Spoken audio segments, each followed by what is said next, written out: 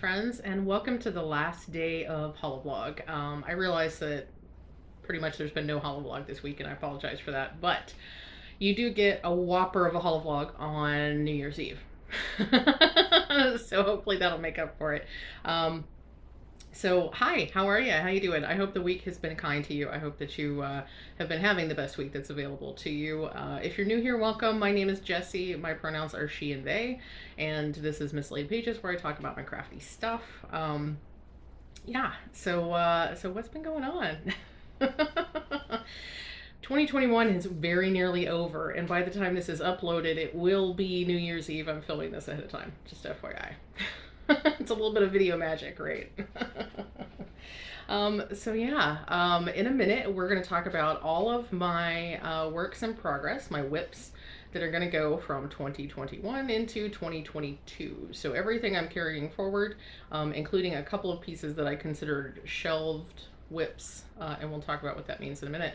And yeah, we're gonna get into it, and we're gonna talk all about it. I know that there's some, I'm not exactly sure what the hashtags are and who all is doing what, but I know a couple of different YouTubers, or at least one or two YouTubers, are doing some like make progress on your WIPs while you watch WIP parades. And so if that's something that you're doing, feel free to do that with this video. I'm pretty sure it's going to be long enough for you to get some decent progress on something.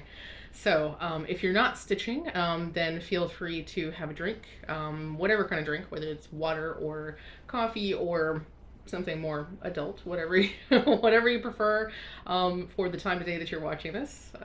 Grab something to drink, grab a snack, grab a stitch, whatever you want to do, and we're going to dig into it in just a second.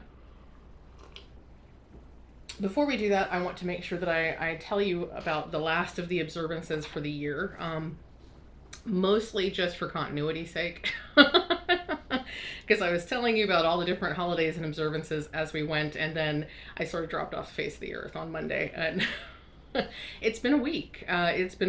Things have been okay, like physically. Like I haven't felt physically ill, but it's been a funky mental health week, and that's really all I can say. I'm feeling better now, much better now, which is awesome. But it's been kind of a rough week. So let's see. So last video was December 26th. So you know that was Boxing Day, first day of Kwanzaa. It was Winer's Day, even though I didn't know what that was. National Candy Cane Day. Monday, December 27th, was Make Cutout Snowflakes Day, and also National Fruitcake Day. Is that the day where you like take the fruitcake somebody gave you last year and like chuck it at somebody you don't like? National Fruitcake Day. Tuesday, December 28th, was National Call a Friend Day. I chatted with several of my friends on Tuesday, so I guess I fulfilled that one. Also National Playing Card Day. I can get behind that. I enjoy playing different kinds of playing card games. Also Pledge of Allegiance Day, and we're just going to leave that one alone.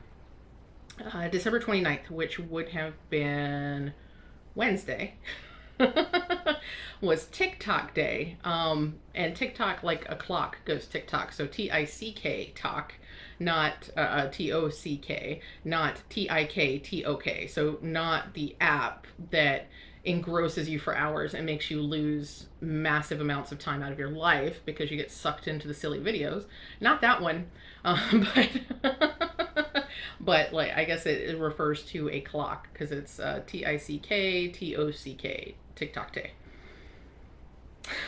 I have no idea what that is. December 30th, which would have been Thursday, so yesterday. Bacon Day. That's another one I can get behind. Bacon Day sounds like a great day to me.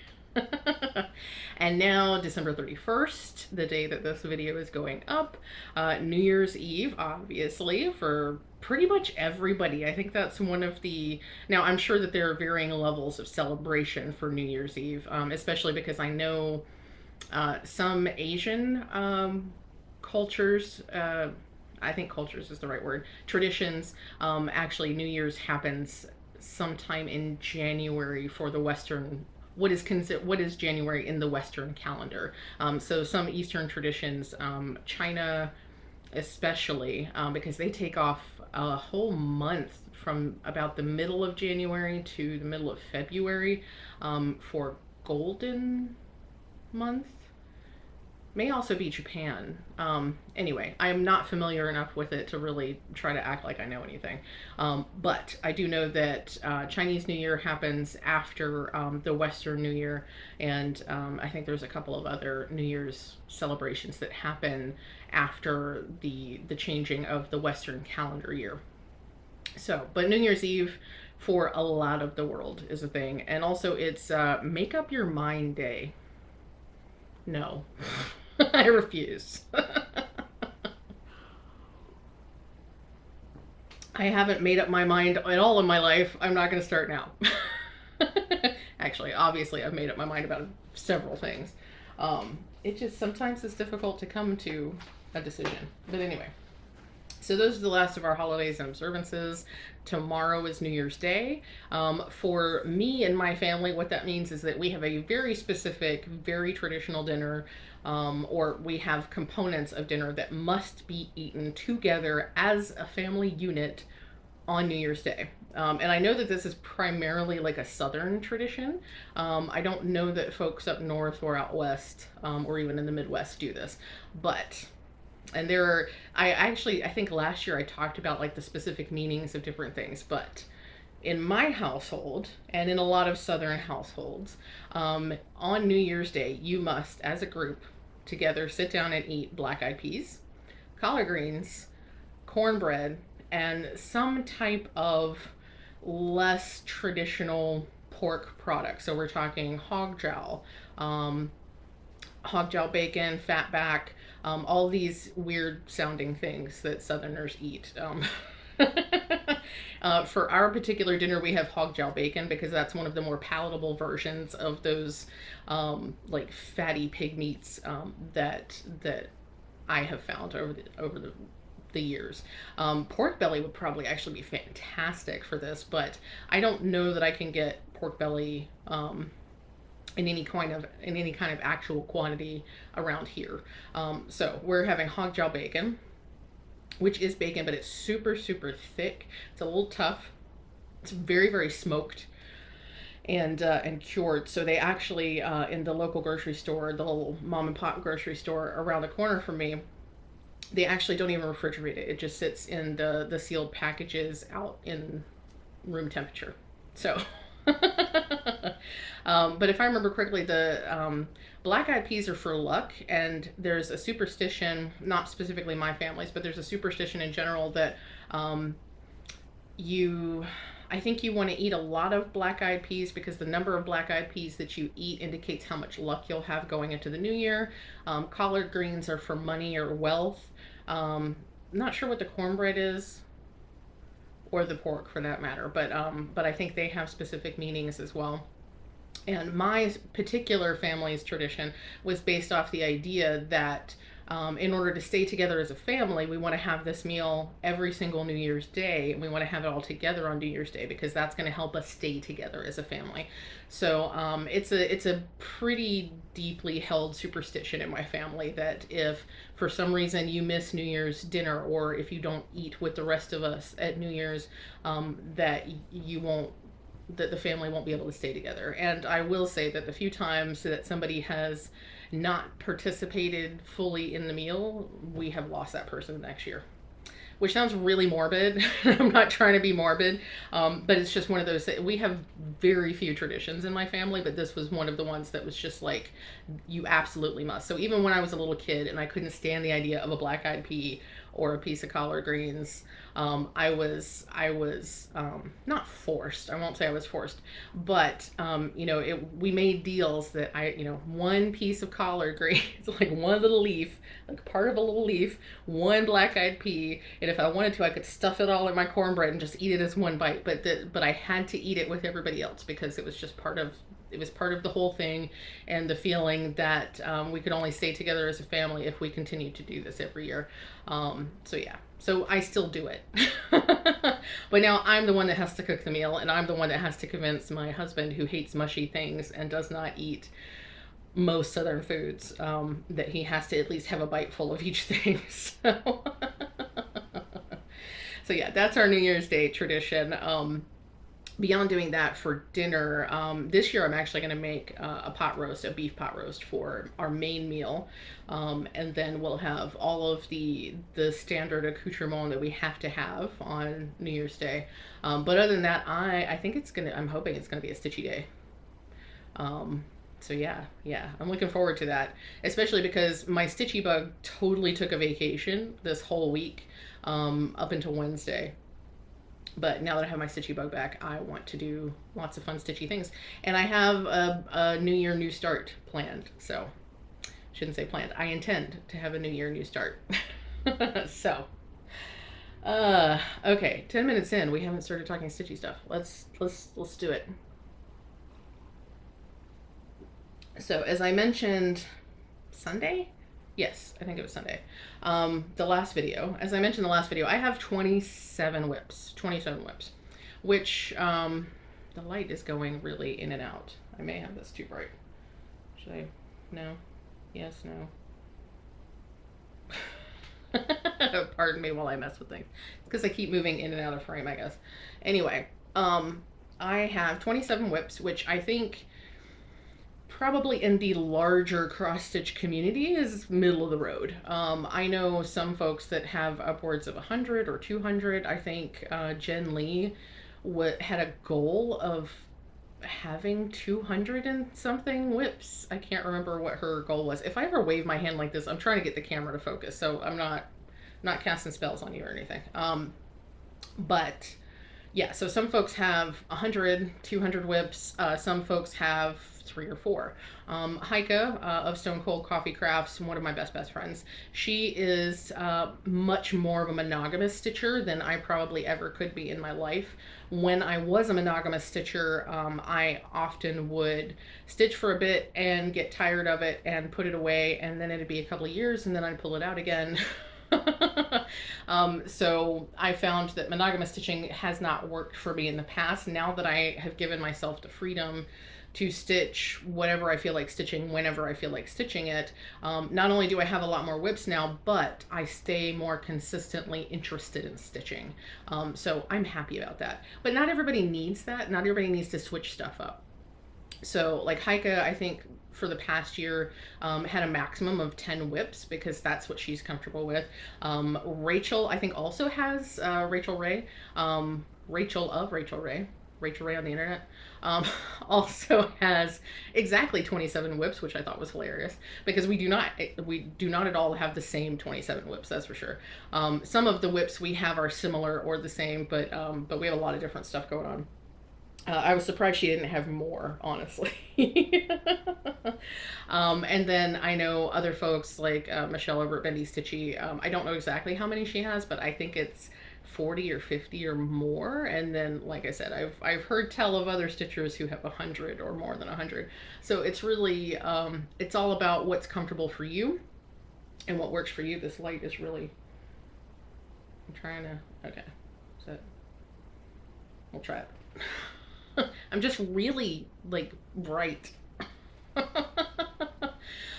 So yeah, it's really all about what works for you. Apparently 27 is a comfortable number for me. It's probably a few more than I would really like to have, but it does give me the ability to have lots of variety. So if I ever get bored with what I'm stitching, I have a lot of other options, and it lets me kind of suit my stitching to whatever mood I'm in. So I like having multiple whips. I don't know, excuse me, I don't know what the exact right number is for me. There is no perfect number for everybody because everybody likes different stuff. But 27 is okay. So pretty much my goal from year to year is to try not to increase that number too much. Because what I would really like to do, and I mostly did this last year, I'd like to do this every year going forward, is to try not to start too many more projects than I finish during a year. That doesn't mean that I have to start and finish the same project within a year, but I would like to not, like, for instance, I have 27 whips now. I don't want to add 30 more and finish nothing. I don't want to just continuously increase my total number of projects. I would hopefully like to cycle things out. So I don't do a 1-for-1, like I finish, now I can start a new one, but hopefully by the end of the year, I will accrue enough finishes that it equals out to about the same number of projects that I started. And this year, I don't count Season of Smalls because that was 10 starts, 10 finishes. That's pretty much a wash for everything else. But I think I finished 6 other pieces this year as of when I'm recording this. I finished 6 pieces this year, and I started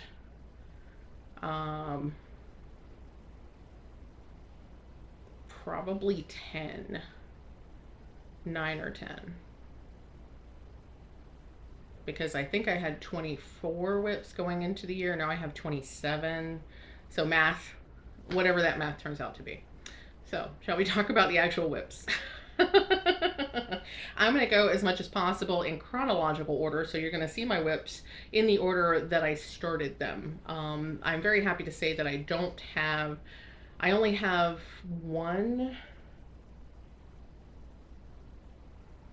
I have 2 pieces.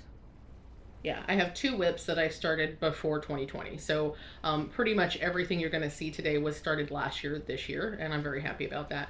I would like as much as possible to finish everything that's older than 2020 by the end of 2022. If I can, I'd like to finish everything I started in 2020, but I think that's too big a goal. I have a lot of large pieces that I started last year. So we'll see how it goes. So this is my very first, or I shouldn't say my very first, it's not my very first cross stitch piece. This is my very oldest WIP. So this is my oldest work in progress. I started this, I've estimated sometime in 2005. I do know that I was living in my old house, and I'm pretty sure I was married to my old husband, the one that I'm very happy to not be married to now. When I started this, I bought this as a cross stitch kit from Bucilla, B-U-C-I-L-L-A. So it was an entire, a full kit with the flosses pre-measured, and the fabric, which is I think 14 count Aida. It came with all of this. The scroll frame is mine. That's an artisan design scroll frame. But everything else came in the kit. I am gonna be making a couple of adjustments, or I may have already made adjustments. Let me look. Yes, I already did. So instead of these clouds were meant to be just straight up white, I actually substituted in some white etoile. So, oh, there you go. You can see it just a little bit. It's got a little bit of sparkle. So those clouds are a little sparkly, and I'm going to continue to do that around the piece. So this, like I said, I've been working on it since 2005. What was I trying to say? Lost my train of thought. It just went right off the rails. I bought this as a kit for a friend who is very much into sun and moon motifs, celestial motifs. I bought this to finish as a pillow for her. Thankfully, we are still very close friends. Because this is more than 15 years old, so it might be nice to finish it before her daughter has kids, maybe. Which hopefully will still be a little while. Her daughter is 22 now. Her daughter was 3 when I first met her, so that's how long we've known each other. We've known each other an entire adult's life.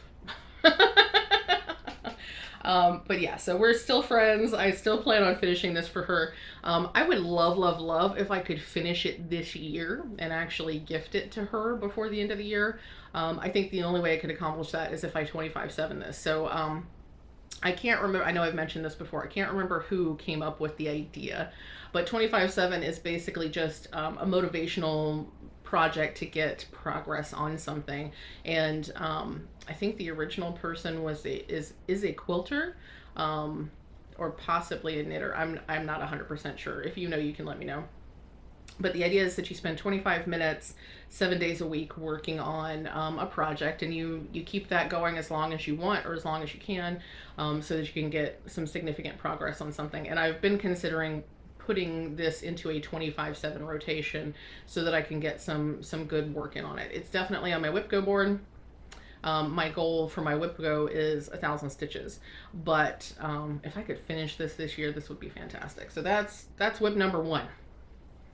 Boom. And that is my oldest existing WIP. At some point, actually, I think probably one of my first videos, I talked about pieces that I had finished before I got back into cross stitching around 2018. I think it was 2018. Because I think I came back to cross stitching after my mom passed away, because that was when I really finally reconnected with crafting in general. And part of that was, you know, dealing with that grief and stuff like that.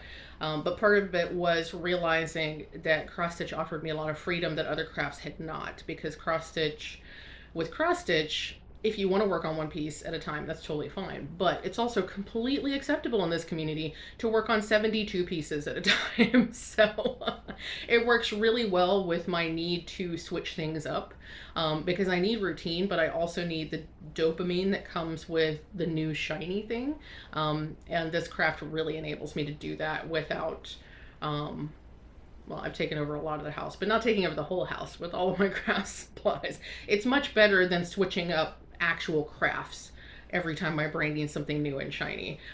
Switching pieces, switching projects is so much easier in cross stitch than it is for other stuff. Okay, so my second WIP, this is my second oldest WIP. I started this in July 2019. This is, I believe this is still available for free. So this is a free chart. The design is by Peppermint Purple, and I believe it's still available at Lakeside Needleworks, which is a UK-based online cross-stitch shop. And they have lots of really fantastic stuff for you folks that are in the UK, especially since Brexit.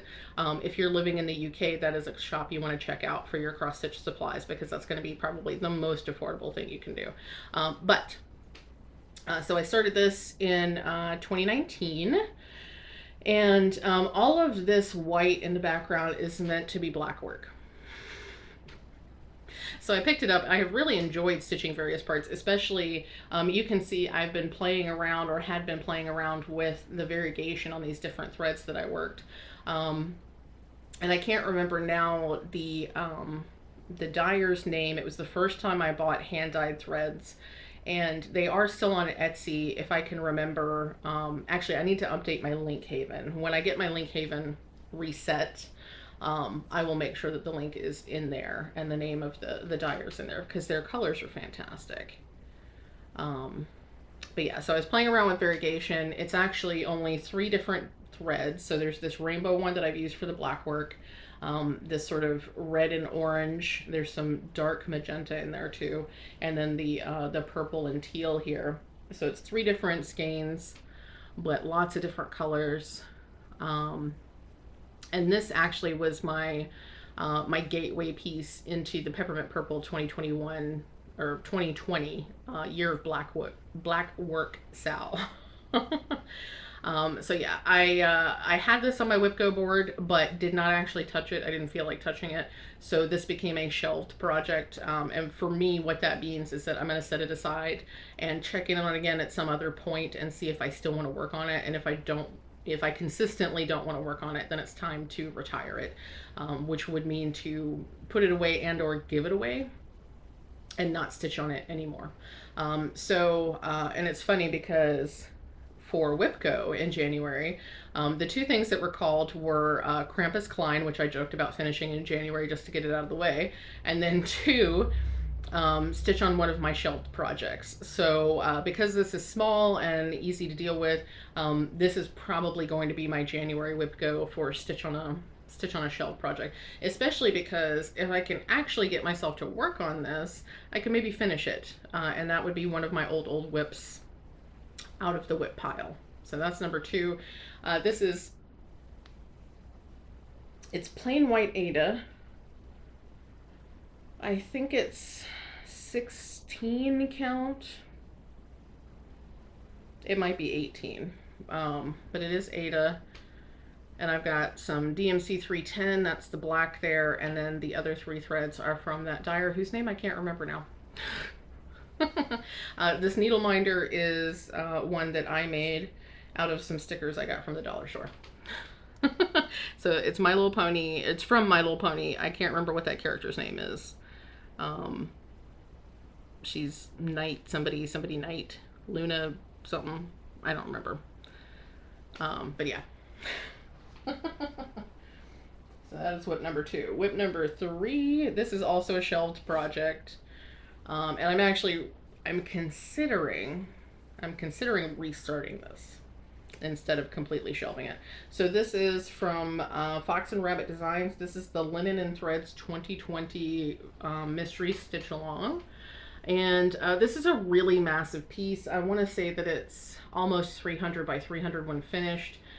Big Quaker design, and it's a really nice design. I have seen some really gorgeous finishes, and I do like the colors that I've picked, but I didn't find myself wanting to work on this. And the last time I did work on it, I was working in this area up here, and it just was such a slog. It didn't make me happy. So I stitched on it a bit, and then I put it away and decided to keep it put away for a while, because I just wasn't feeling it. And I actually took it out of my WIP Go board because I just wasn't feeling it. And I think part of it is, and it's interesting, so, oh, I never did go back and cross those X's. Or wait. Oh, okay, it's a color thing. It's interesting. When I look at it, I actually like the raised stitches. This is a 32 count fabric. I can't remember what color it is, but it's a 32 count Lugana from Mystic Fabrics.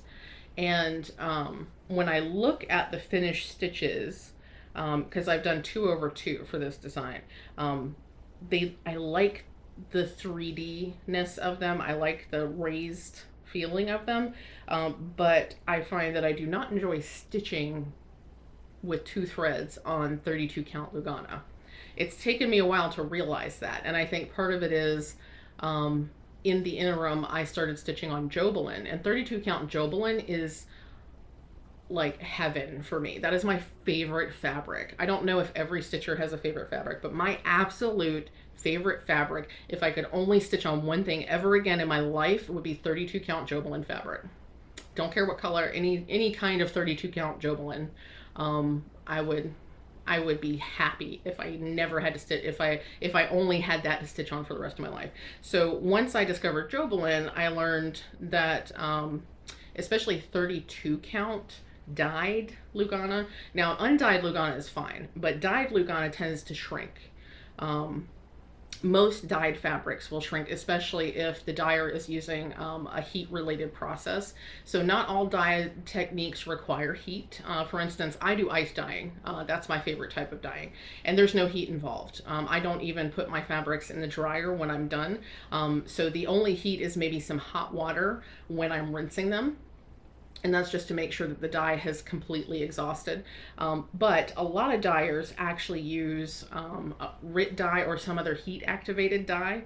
It needs that heat to set, and so they're using boiling water to get the dye to set, and then they wash and dry their fabrics after they've dyed them, and that helps it be color fast. So there's a lot of shrinkage that happens in the fabrics, and it turns out that with 32 count Lugana, that shrinkage is enough to make it really uncomfortable to stitch with 2 threads over 2. And I do prefer 2 threads when I'm stitching. Now the alternative is, obviously I could switch to doing 1 thread over, using 1 strand over 2 threads. But I feel like the coverage is not going to make me super happy. But, you know, part of me was like, okay, I don't want to, at the time, the last time I had this out, I was like, I don't think I want to restart it, but I also don't want to keep stitching it this way. So I put it away. And like I say, when I'm looking at it, I actually really love how 3D the design looks on top of the fabric. It looks really nice. But I don't know if I could stand to stitch the whole thing. So I'm considering restarting it on probably a piece of linen, 32 count linen, and I'm considering stitching it 1/1. If I stitch 1/1, I may do 28 count instead of 32 count, just to make sure that it's not going to be uncomfortable. But yeah, so of course, now that I'm looking at it, I'm like, oh, these colors are fantastic. So the fabric is from Mystic Fabrics. The threads, sort of brown, blue, and lavender there is called Indian Tapestry from Threadworks. And I'm not really sure, I'm not sure what Indian refers to in that situation. I don't know if we're talking people from India, like that kind of Indian tapestry, a tapestry originating from the country of India, or if it means something else. So the name of that color bothers me a little bit. But the other thread, which I really, really love, is from Kathy Davidson at Dying for Cross Stitch. I don't think that color combination had a name at the time. That was back when she was doing her, she was using the Facebook page to basically throw stuff up on a Sunday morning, and you had to really race to get anything. That was back in the day. But yeah, so that's Linen and Threads, 2020 Mystery Sal. Stitch along for the new folks. So yeah, I didn't get very far. I think this is mostly January, and then I started February, which you'll find is a theme for my 2020 Sal. Okay, that's only number 3. 30 minutes in and we're only at number 3. I'm amazed I have so much to say about some of these. Let's see. Number 4 is Animal Almanac. I have the worst time saying that correctly. So this is Animal Almanac from the Frosted Pumpkin Stitchery. This is on the called for, I think it's Heartland. Picture This Plus 28 count linen. So this is casual linen, I believe. 28 count is casual. Was the first time I had used casual linen, and I fell in love. I loved it.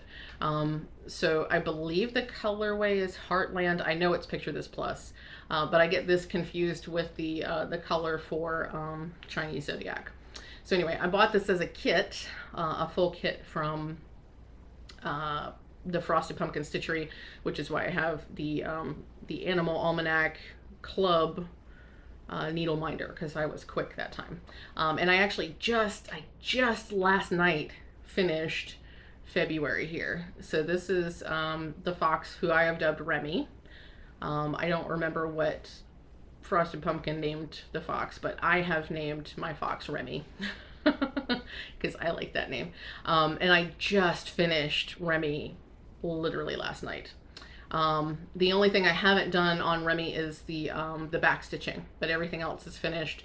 And I did notice I had a couple of pieces over here on my penguin that still needed to be stitched, so I filled those in as well. So I have successfully, after 2 years, I have successfully completed months 1 and 2 of a 12-month stitch along. But yeah, it's super cute. This is another piece that I have been considering using for 25/7, and if I can get myself to actually do it, I may swap back and forth between this piece and the Celestial piece. The reason I want to use this one for 25/7 is because there are tons of color changes. There are lots of little spots where there's only 10 or 15 stitches in a color, and because I hate counting, which I know is funny for a cross stitcher, I hate counting. So what I tend to do is I will pick whatever part of the motif is closest to something else I've already stitched, so I can count as few boxes as possible, or as few stitches as possible. So in this case, I think I started in this upper corner and then started with the globe and stuff. So basically I stitch out from whatever is closest to another motif. And the way these colors are, that's very difficult to color complete, because I would have had to done tons and tons of counting. And when I do tons and tons of counting, I almost always mess up. So I like to count 10 stitches or less when I'm moving around on my fabric. So because there's so much color changing, it can be really slow going. And I'm okay changing colors a couple of times while I'm stitching, but when I'm doing like a 3 or 4 hour session, changing colors every 5 minutes is really irksome. But if I were stitching for only 25 minutes a day, I could pick this color today, and I could stitch all the stitches in that color, or at least what I can get to in that color today. And then tomorrow I might do a completely different color. And the day after that I might do another. It would be a great way to finish those nitpicky little sections without getting so frustrated and annoyed with it. because I could save the larger areas to stitch when I have more time, and I can do those fiddly little bits when I'm only stitching for 25 minutes. So this one might also become a 25/7. Also because I would like to finish the 2020 stitch along before, I mean, maybe in 2022. It's already been 2 years. These little animals need to be finished. Okay, so that was number 4, I think. I don't actually have my list numbered in normal numbers. Okay, the next one is the Year of Black Work Stitch Along from Peppermint Purple. So this is a bag I made myself. This was my test bag before I made my swan bag. So this is just some random fabric I had. 2 kinds of random fabric. Just to kind of figure out the measurements and how to put it together and all that sort of stuff. It's entirely too big. Both of my project bags are much larger than I would have necessarily wanted, but they work just fine. So this is the 2020 Year of Black Work Stitch Along by Peppermint Purple, and you can see I have my special Peppermint Purple needle minder that I bought directly from Claire, all the way from the UK. And you might be able to see if you stitched on this yourself, I'm not very far along.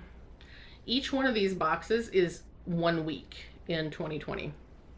So there were 52 boxes overall, at least 52 boxes. There should have been 1 per week. So let's see, 5, 10, 11, 12, 13, 14. So I finished through week 14. And it's not that I don't like black. I love the look of black work, but I think it's a little too tedious for my brain.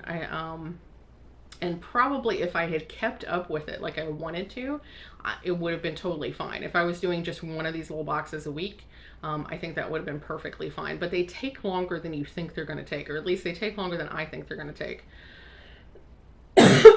Pardon. And so it just gets to be such a time commitment. It would be lovely if I could actually stitch 1 box a week in this going forward in 2022, but we'll see. I ended up I think I only stitched maybe 3 boxes in 2021 because I just didn't enjoy it. I didn't enjoy it as much as I wanted to. So this became a shelved project as well, because the last time it came up in WIP Go, I was just like, So we'll see. This one may well become a gift for somebody else because I just don't know. I don't know if I'm going to care to continue working on it. Let's see. This fabric this is an 18 count, I believe, Opal Ada that I bought from somewhere. And this is using DMC threads. So that is Peppermint Purple. I don't actually need to put this back in this bag, but I'm going to for right now. And I'm laying these all out on the table because when I'm finished with this, my goal is to reorganize these bins here and put my WIPs down here and then put these bags and stuff elsewhere so that I can use this for display space instead of random WIP space. Okay, I think this is the last of the next piece is the last of the 2020 stitch alongs that I started in January. I started way too many. I had no idea what I was doing. This is Grimm's Fairy Tales. This is from Cloud's Factory, and I very likely will not be purchasing any more charts from Cloud's Factory for the foreseeable future. They have a lot of Harry Potter patterns, and so I've chosen not to shop with folks that continue to make Harry Potter things, even fandom stuff. So, but I purchased this before I made that decision. You can see I've already put a lot of work into it. So I'm going to continue stitching this because I do really like this piece. I'm just not going to buy anything more from them going forward. Now, having said that, I did already purchase before I made that decision. Earlier this year, I had already purchased the 2021 stitch along which was There Is No Planet B. So I do have that chart as well that I may stitch at some point, or may not, I don't know. I haven't put anything into it except the cost of the chart. So it's a relatively small investment if I decide that I don't even want to stitch it, though it is super cute. But this piece I am going to finish. And I'm going to continue doing, I don't know if you can tell very much because I haven't added very much diversity yet. But I am going to make this a more diverse collection of folks. Now you can tell my prince here is not white. Neither is my princess, nor is she blonde. I decided not to have a blonde princess. But I think by the time I realized that diversity was important to me, and adding some other folks who are not white into my piece, that was well after I had started, I had already stitched these. Well, those are animals, so they're fine. I did change this cat. I think that cat was supposed to be gray. I made it a black cat because I have black cats. But I had already stitched her, and I think I'd already stitched the kids here. I decided not to make the witch a person of color because I don't like the idea of having, especially if they're the only people of color in a thing, I don't like the people of color to be traditionally bad guys. So, so this witch I think is more olive skinned. Yeah, she's not as pale as the other. So I did change her skin tone, but she's still sort of whitish. But I did change the skin tone of the prince and princess there. Actually, I think I decided that my prince is non-binary too. I can't remember. But yeah. So more diversity is coming. I think I have finished, let's see, there's 4 stories here. So this would be January, February, March, and I've got most of April finished. So this is the most progress I have on any of my 2020 stitch alongs, and that's largely because this is a really fun piece to stitch. This fabric is a 16 count Aida dyed by Mystic Fabrics. I don't think it had a name. I think it was a Sunday Fabric Wars special, and it's gorgeous. I love the modeling on this. And I can't remember if I gave Rachel the other half of this piece, but I definitely had another half. Now, if I still have it, I may actually put There Is No Planet B on the other half of this so that they would coordinate. But I'm not 100% sure, just because this really is a more green fabric, and I probably want something that's more blue, like oceany, for There Is No Planet B.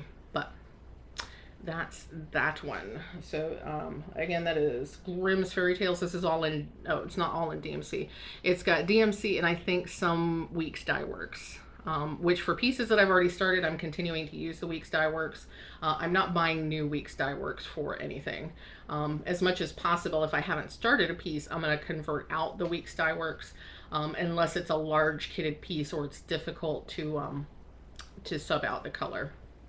Because in some pieces there's enough shading or like particular color coordination that if I've already kitted it up with Weeks, before I stop buying them, then I'm just going to leave it like it is, but I'm not buying any more Weeks. So that's that. I think we're at, let's see, 1, 2, 3, 4, 5, 6, 7. So WIP number 8. This is another Frosted Pumpkin Stitchery. This is another stitch along. It's a lot of stitch alongs, right? 2020 was the year of the stitch along for me. 2022 is going to be no more stitch alongs. Or at least no more stitch alongs where the idea is to stitch a monthly drop pattern. Like I'm not going to do, I'm not going to say I'm not going to do it.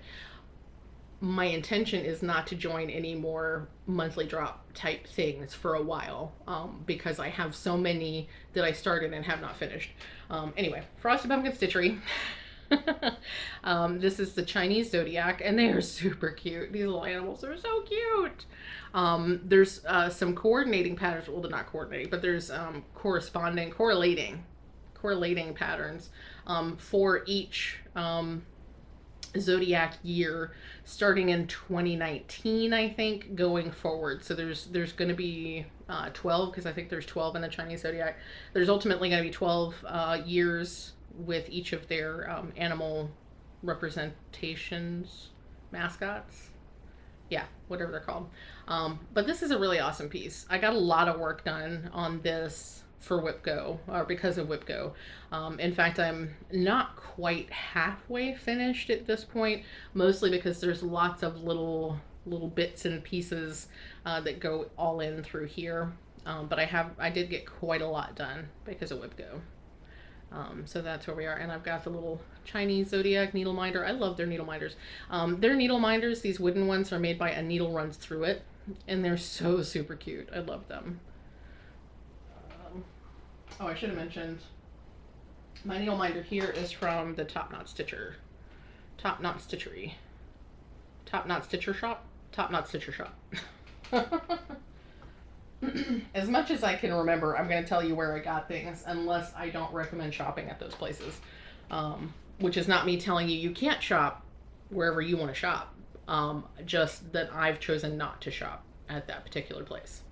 So just remember that. I'm telling you where I'm choosing not to do things. I'm not telling you what you have to do. You're your own person. You make your own decisions. As long as you're happy with your decisions, that's not my business. Not my business. But I know what is comfortable for me, and I'm going to do what's comfortable for me. So this is number 9. This is the kind of stitch along I'm okay to join in on going forward, where there's an established pattern that we all decide to stitch at the same time or stitch together or concurrently or something. I will still join those kinds of stitch alongs, especially if I can use a piece I already have started to qualify with the stitch along. So I'll be happy to stitch together with people. I just don't want to do year-long stitch alongs for a while until I finish some of mine. So this is a chart called Yoga Corns. It's actually Yoga Corns 2 because there's 3 sets of 3 Yoga Corns. This is a piece that I have been stitching along with Rachel and Heike. And this is from Little Room in the Attic. Her name is Marina. I should have written it down. Or it's Melina. I can't remember, but Little Room in the Attic on Etsy. And she has some fantastic designs. She's one of those European, I believe Russian, I'm not 100%, but she's a European stitcher who does all that fantastic looking backstitch design that is murder to stitch. It looks gorgeous when you're finished. And this yoga corn is actually not even finished. So there's still tons of Krynic that needs to be stitched into these curly cues and stuff. But I got all of the black back stitching done. And I love the way it looks when it's finished. It's so worth it when it's finished because I love that sketchy pen and ink kind of quality. But oh my gosh, is it a bear to stitch. So anyway, so this was, again, this was Yoga Corn Sal, but I also salved it with, what is it? Backstitch doesn't scare me. So cross stitch BDSM, hashtag cross stitch BDSM, and something else that had to do with backstitch. I can't remember what it was. But yeah. So that is Yoga Corns. The fabric here, this is a 32 count linen. I believe this is Unipu. I think that's the colorway. It's from Mystic Fabrics. 32 count opalescent linen. This fabric is gorgeous. I love this fabric. It's one of my favorites. And I have my little needle minder that I made. So extra. So extra. This is a tea turtle enamel pin that I have turned into a needle minder. So extra. Love it. Love it, love it, love it. This one doesn't have more work done on it because backstitch is murder. It's so extra. The backstitch is so extra. I did these Yoga Corns, Chinese Zodiac, and the next one. Oh, I'm supposed to be telling you when I started these. Well, let's see.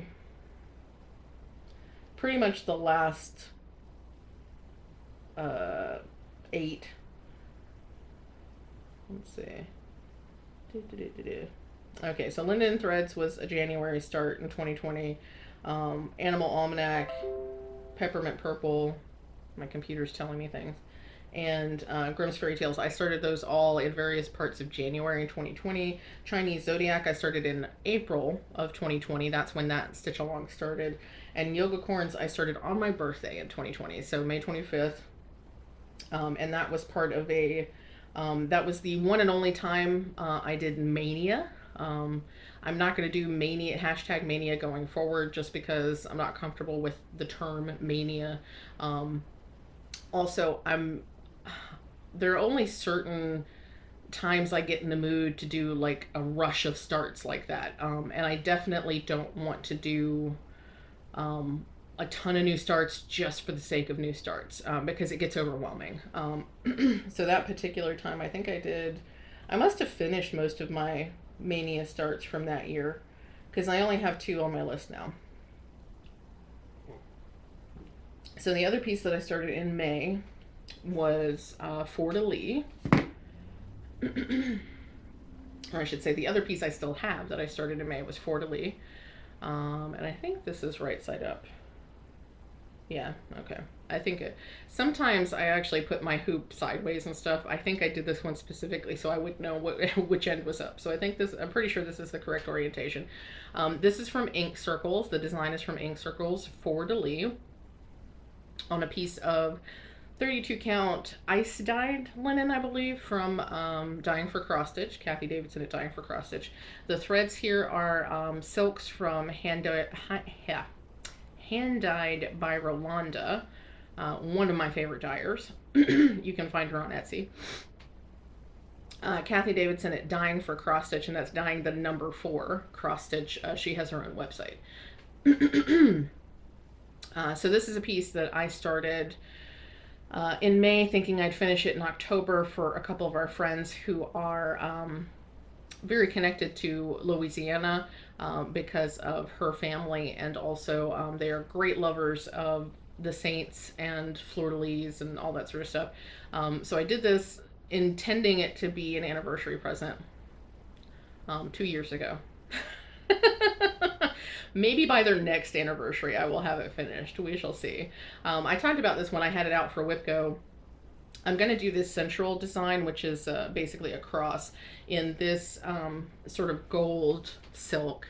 And then there are cross pieces that come out at the diagonal. I'm going to do in a somewhat contrasting metallic type color. So I want to say this is like a third of the way finished. Maybe. I can't remember. But yeah. So that was May 31st. And then we have a big gap because I did several new starts in May, and then I was like, oh my gosh, too many new starts. So the next piece I started, or at least the next piece that I still have going that I started, I didn't start until September, when I started Season of Smalls for the first time. So this is September 2020. And this is Gathering Berries. This is my first foray into, or at least my first intentional foray into a 40 count fabric. So this is 1/1 on 40 count. Most everything else you have seen, if it's not Ada, is 2/2. This is the one piece I've actually done that's 1/1. I love the way it looks. I love how small it is, how delicate, but it is murder. It is murder. This fabric is a piece of 40 count mallow, which actually has a look and feel more like Lugana than it does linen. And I'm not really sure what mallow is made out of, but it's its own thing. So you have linen and Ada and Jobelin and Murano and Lugana, and then mallow apparently is its own thing. So I'm not sure what the fabric content or fiber content is. But it's a nice looking fabric. I did realize belatedly, like very belatedly, when I worked on this last time, that if I want all of my gathering pieces to coordinate, I kind of need to do them all on 40 count mallow. I don't know if I'm up for that. Like maybe if it were 36 count or 32 count 1/1, but the 40 count, it's difficult. It's difficult, but I still love it. The chart is by Luminous Fiber Arts, It is the first in the Gathering series. There are now 4 pieces. So this is Gathering Berries. There's also Gathering Acorns, I think was the second piece. No, Gathering Clover was the second piece. Gathering Acorns was the third. And the most recent is Gathering Snowflakes. I do intend to do them all at some point. And I may actually have to do them on 40 count mallow. Because I love how this looks. It's so tiny. But, you know, even as tiny as it is, that's a lot of stitches. You don't think how many stitches are really in a 60 by 60 piece. Because I never do the math. I mean, it's, but it's big. It's like 3,600 stitches for this tiny little piece. But look how pretty it is. I got a lot of work done on it the last time I worked on it at WIP Go. So I'm thinking I'm trying to do that. I think I'm maybe halfway, maybe like 40% finished with this piece. I think my WIP Go goal for this year is to finish it. I think I want to finish this one this year. So yeah, that was piece, I don't know, what are they? I should have numbered these with real numbers. 1, 2, 3, 4, 6, 7, 8, 9, 10. Actually, I think this is 10 because that's actually a different piece. Okay, so this is number 10. Number 10. Look how cute the birds are. I need a bird and little strawberries. I love it. Okay. The thread I'm using is Classic Colorworks. No. Color and Cotton Bing Cherry, which is one of my favorite reds of all time. It's a gorgeous, gorgeous red. So Color and Cotton Bing Cherry. Now, this is a massive piece. This I started, this is, I think, the last stitch along that I started, like mystery stitch along. And I started this at the end of September, so at the very end of the month that it was started. And this is, oh, I forgot one thing. I keep forgetting to talk about needle minders. This is another needle minder that I made. It's just a Rainbow Love. And then this is, again, a needle minder that I made. And I actually have these for sale in the Etsy shop. I think I might still have some of the Love ones in the Etsy shop as well. So this is, and a lot of you are going to recognize this one. This is Dark Queen of the Sea. It looks really weird because it's just her torso, but she has no head. But this is my Dark Queen of the Sea. This is Autumn Lane Stitchery. This is the stitch along that they started in September of 2020. I think I've only finished 4 drops of 12. But yeah. And she, I put her on pause. I didn't really put her on pause, but I haven't worked on her for quite a while. And part of that is because I'm going to redesign part of her, like from here down. Not like a major redesign, but she's designed with a silhouette a bit like, well, not a bit like, she's designed with a mermaid silhouette, but she is a cephalopod. She has tentacles, so she is either a squid or she is an octopus. And for me, the shape of her silhouette is not right for the kind of creature that she is. So if you remember, and granted, Ursula from Disney's Little Mermaid was quite a robust octopus merperson. So this particular queen is obviously a little bit more, or is less Rubenesque. She's thinner, she's more slender. However, we should still have some flair here that goes into the tentacles, because you can't have 8 fat tentacles come out of this teeny little bit here. It's just not, I know it's a fantasy creature, but the biology just doesn't work for me. I know it's fantasy. I know it doesn't have to be realistic, but for me, because it's my piece, I need her to look more like an octopus. So I'm going to be redesigning this bit here to kind of flare her from her hips down, to make it feel more voluptuous and more octopusy. Oh, that was wrong. To make her feel more like an octopus, and a cephalopod to fit what I feel is good. So nothing against Aaron. He's a fantastic artist. I love his style. I mean, she looks really nice the way he designed her, but it doesn't work for me, and it's my piece, so I'm gonna do what I want. So so that is something coming. I'm not going to redesign it massively. As much as possible, I'm going to leave the original artwork intact, but I am going to change the shape and the silhouette from here down. So it'll be interesting to see what I do when I get there. And then I'm hiding my needle minder. This is a nigiri salmon sushi, a salmon nigiri sushi pin that I got from Teal Teacup that I have turned into a needle minder. I figure sushi's pretty appropriate for the Dark Queen of the Sea, right? Also, lastly, this fabric is a 28 count opal Lugana that I dyed myself. This is like my favorite dye job ever. It's so pretty. So pretty. And I know I'm bragging, but it's really, I am so proud of myself for this fabric because I had a look in mind. I had a feel that I wanted, and I actually managed to make the thing that fit. And I was so excited. I'm still so excited. And I really want to make more of this for other people who might be interested in it. I'm really hoping to do more actual dyeing and like creating this year, because I haven't made a lot of stuff that was original to me in a while, and I would like to make some more original stuff. So but yeah, so that's Dark Queen of the Sea. I think that was number 11. I'm running out of space. Let's see. This one I've just shown recently. I have a big box over here, if you couldn't tell. And let's see. Let me just adjust a few things here. I'm not editing this, just so y'all know. You're gonna get what you get, because that's how we do. If I were to take time to edit this, it would take me 6 more days to get this loaded. So unless there's a huge massive mess up, we're just gonna go with what it is.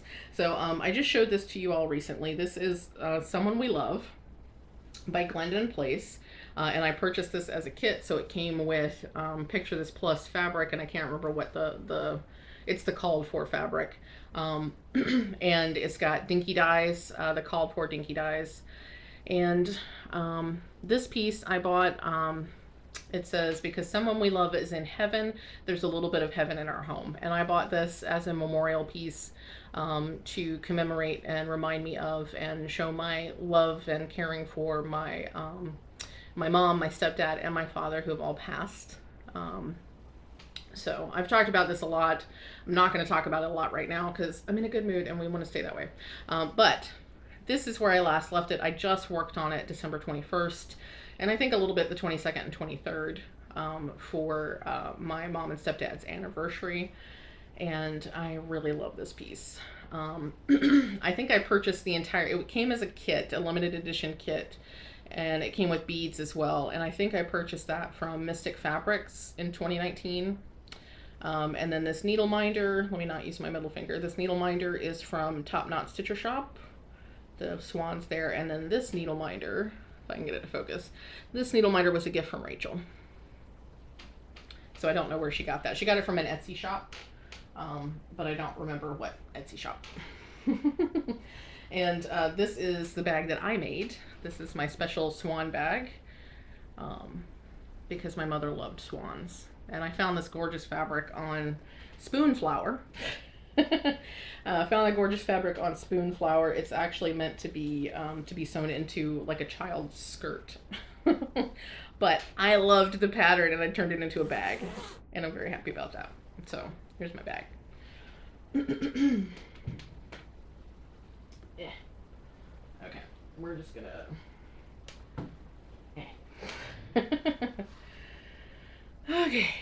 Okay, we're about halfway through.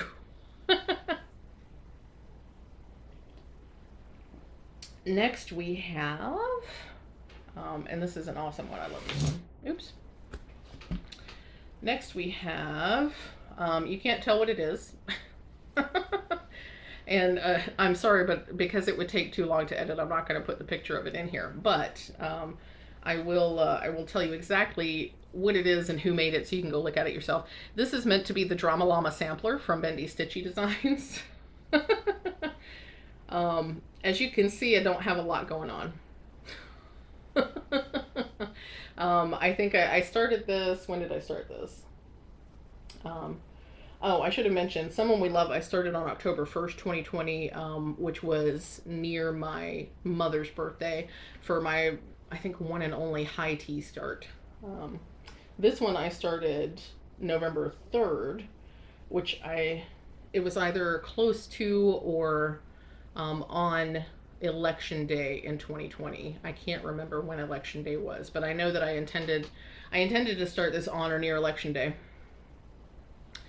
And what was I saying? Oh, so I only stitched on it that one day, and when it popped up in my WIP Go, it wasn't that I didn't want to work on it, I just ran out of time. Ran out of time that particular month.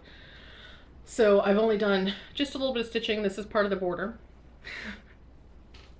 But it has an awesome quote on it that it's a sampler, so it has the alphabet across the top and another alphabet at the bottom. I'm actually going to replace the alphabet at the top with a quote from Ruth Bader Ginsburg, and then I'm going to leave the original text that Michelle included, which I can't think of. It's something about now's a good time to destroy the patriarchy or something to that effect. So I'm going to leave that original text there that she designed.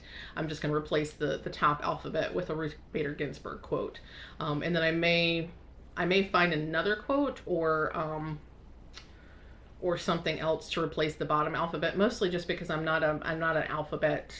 I like stitching letters, but I don't necessarily like random alphabets for the purpose of alphabets. So I may replace that as well. This fabric is from Be Stitch Me. It might be Tree Hugger. It's this is a Jobelin. This is a 32 count Jobelin. Yes, this is 32 count Jobelin. Like I say, I think it's Tree Hugger, but I don't recall. And then I can't remember where I bought this needle minder, but it says Be a Nice Human, which I thought was fitting for the intent of this piece. So I'm sorry that there's not more to show you. But I love this piece, and I can't wait to get. I was hoping I would have some time before the end of the year to actually try to meet my WIP Go goal, but I don't think it's going to happen. There's not much time. Let's see.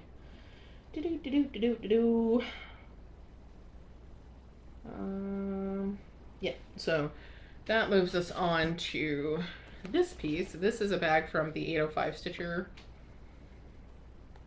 And I need to swap up bags. So the project bag I have, my chart and silks for Someone We Love is actually a fox bag.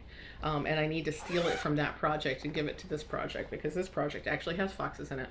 So this is, and part of the reason I don't have charts to show you is because I do a lot of stitching from Pattern Keeper. So when I have a paper chart, I can show you. So this one is Fox View. That's what it's going to look like. This is what it looks like now. This is another stitch along that I decided to do, or that Rachel and Heike and I started together. I am significantly farther behind than Rachel is. And the last time I stitched it, I nearly finished the outside border. And I think I finished the flowers and stuff. I think, if I remember correctly, I think Heike finished this in one go. Like when she started it, she just boom, finished it.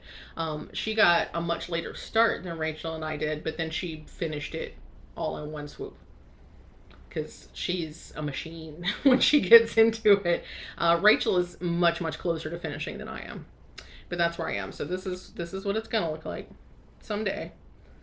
And this is what it looks like now. My hope is to finish this during 2022.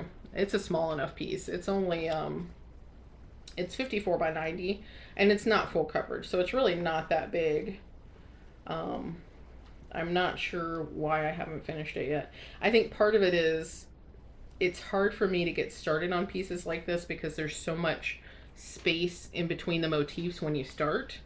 But now I've got the outside border mostly done. It should be a lot faster.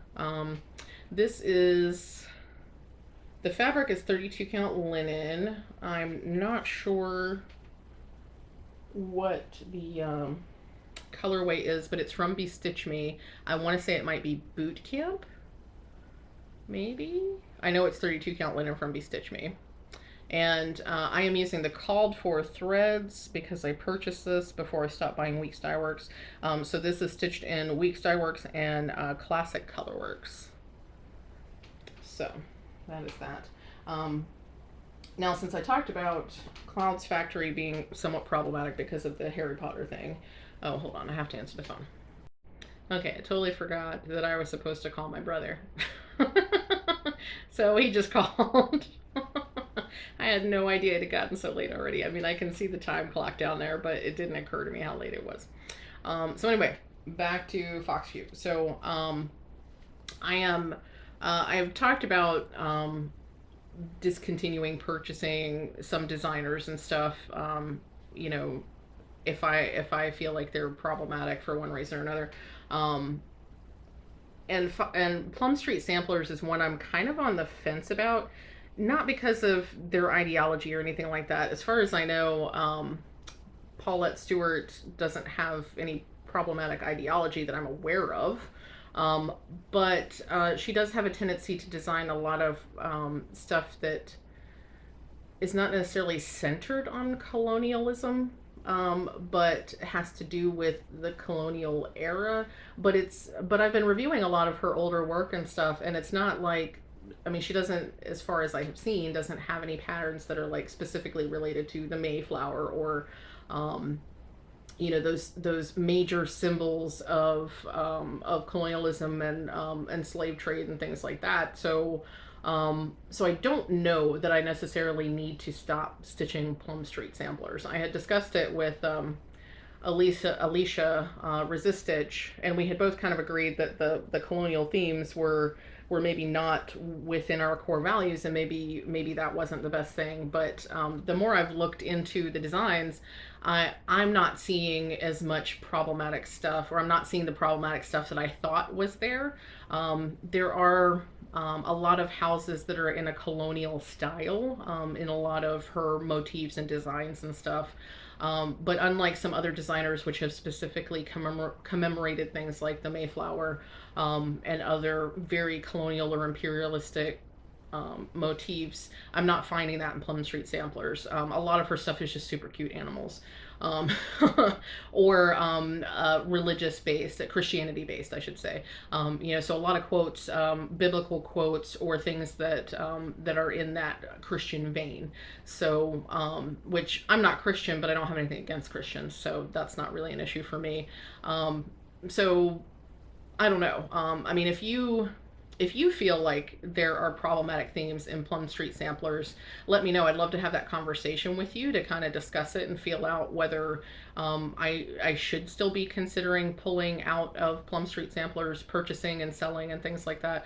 But where I sit now, from what I have looked at, from what I've researched, I feel comfortable with Plum Street Samplers. I don't see a lot of problematic stuff.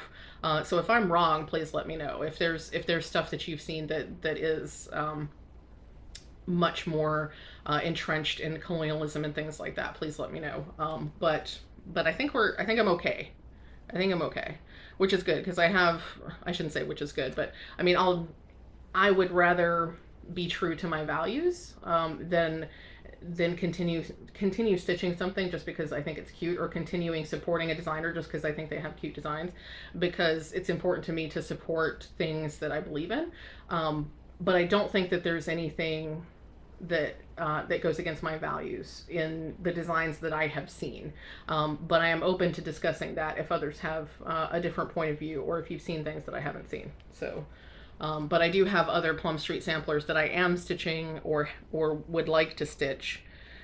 And the things that I already own, I probably will stitch, especially if I've already started it, because I already own it. But I may not show it on the channel if I decide that I'm not going to support a particular designer. But I think Plum Street's okay. I think so. But yeah. Because even I did see like back in 2016 or 2015, Paulette had done a series, Colonial Gathering. And I don't know how long running that series was, but the couple of pieces that I was able to see from that series were actually, it was colonial from the standpoint of the state was a colony, was one of the 13 colonies. And the actual themes and images in the specific piece weren't really related to colonization or the 13 colonies. They just happened to be states that were in the 13 colonies. So I'm not sure that that's an issue for me. So anyway, so that's Foxview. I don't know if I'm stating all of that clearly enough. If it's confusing, the reason I'm concerned about colonialism and imperialism is because I very much value indigenous people, and I want to be a good ally to indigenous peoples, and so a lot of that is, or to be a good ally, I need to work as much as possible to decolonize myself and pull myself out of things that are celebrating colonizer culture in certain ways. So that's why I'm concerned about it. If it's confusing to you why I'm concerned about it. Okay, next piece. This was my, okay. So this was a new start in December of 2020. This was a stitch along that I kept up for a little bit at the beginning of the month. It came from the Crowned Winter box that Forbidden Fiber Co. put out in 2020. And the design is by Bendy Stitchy Designs, Michelle at Bendy Stitchy Designs. And the chart is called, actually I guess I can just do this. The chart is called Crowned Winter, as was the box, but it was a mystery stitch along when the box came out. So as you can see, I got a goodly bit of stuff in here. I'm not sure if I have do I have the full design?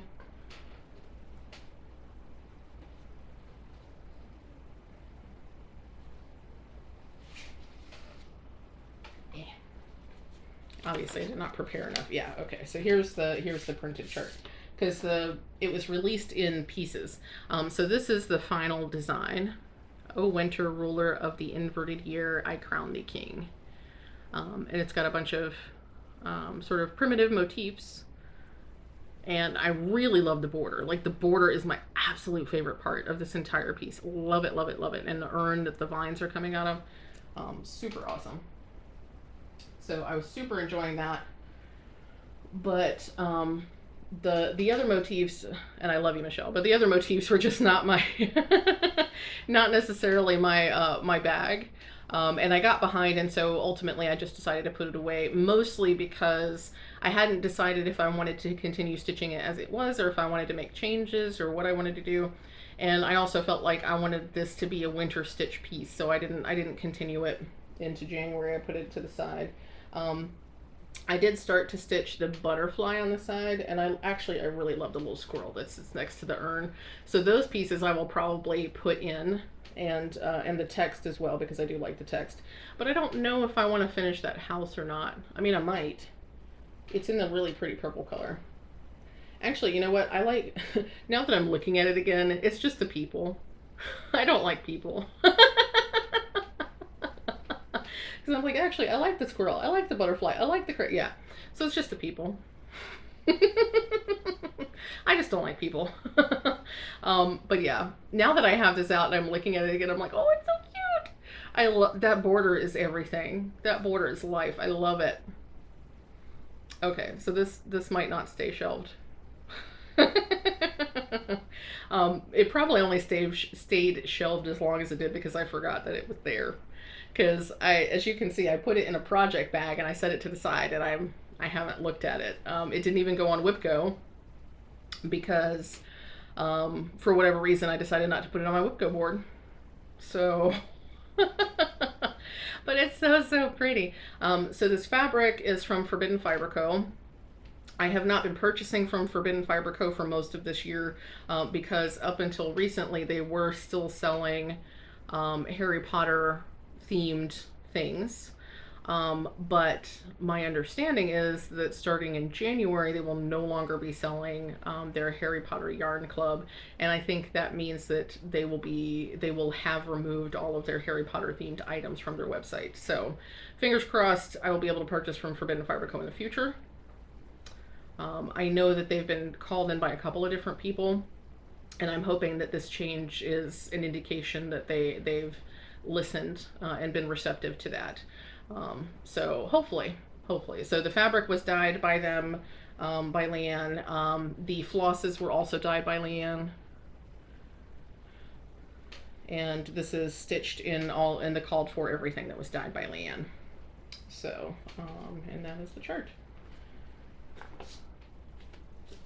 What else is in here? Oh, okay, that's another part of the pattern.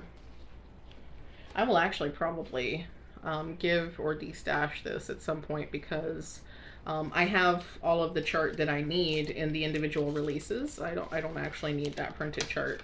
In addition, if I decided that I needed, that I actually did need a separate copy of the chart, I'd probably buy it in PDF, in which case I still wouldn't need the printed chart. So, so that may become up for grabs at some point. Because somebody else should get a chance to stitch that. I think this might be, now that it's been a year since this was released, Michelle actually may have this available in her Etsy shop now. Just FYI, if you can't wait until I decide to destash.